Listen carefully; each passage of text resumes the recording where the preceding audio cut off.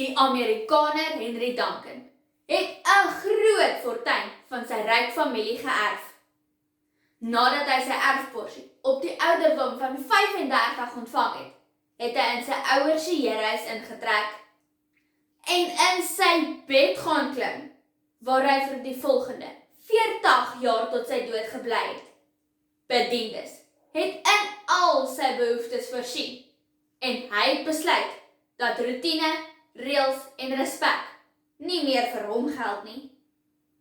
Voorsitter, dames en here, die ware verhaal van Henry Duncan is voorwaar die toonbeeld van super-duper luiheid, plaaswoekery met sy erfgeld. Nee, dames en here, ek hakkel of stotter nie. Ek herinner myself net aan die geheime ritme wat my ma, my en my boetie en my sussie geleer het. Hierdie 3 R'e staan vir roetine, reëls en respek. Ons het hierdie ritme nodig om 'n mooi en suksesvolle lewenslied te skryf. Die eerste R in my ritme na sukses is roetine. Ja, ek weet dit klink vervelig, maar het julle al aan die nagevolge gedink as ons wegbreek van roetine af? As ons so laat slaap as wat ons wil, nie meer tandeborsel of wasgoed was nie? Ons asems gaan vrot en vlee gaan ons ongewaste klere toepak. Jug, roetine is ons beskerming.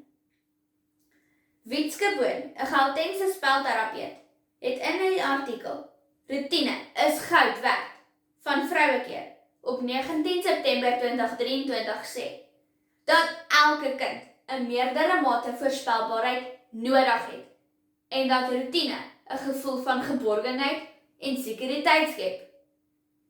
Ek glo dat roetine eintlik 'n ingebore ding is. Kyk maar net na babas. As klein Pinkfoot elke dag sy bottel melk om 8 uur die oggend kry en mamma besluit sy gaan dit 'n halfuur later gee, skreeu daardie baba dat die kraan se antwoord gee, want nou voel hy onveilig omdat sy roetine versteur is.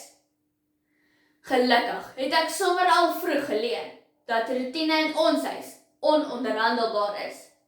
Iets wat my besige skoolprogram soos kinderspeletjies laat voel. Ek hou steeds ritme en die tweede R staan vir reëls. My boetie dink natuurlik, reëls is nie daar om gebreek te word. Maar Boeta, ek het nuus vir jou. Vra maar net vir die bekende aktrise Lindsay Lohan wat gebeur as mens die reëls breek. Hierdie bekende aktrise het geglo, sy's beroemd en reëls is nie op haar van toepassing nie.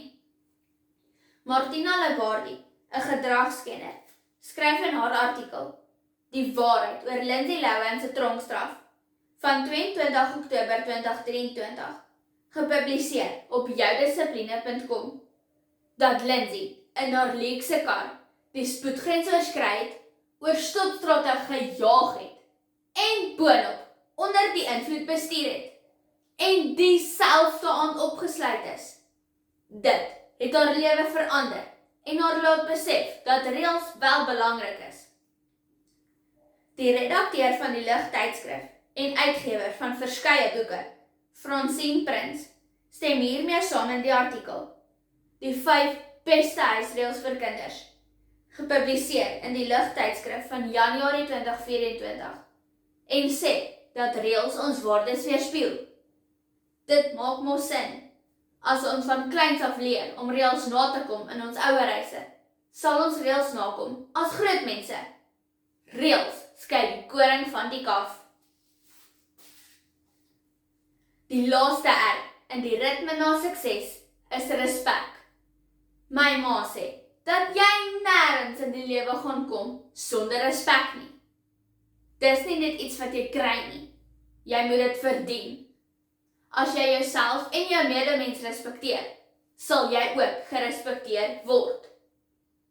Dames en here, dis skokkend om te hoor hoe van my maats met hulle ouers en onderwysers praat.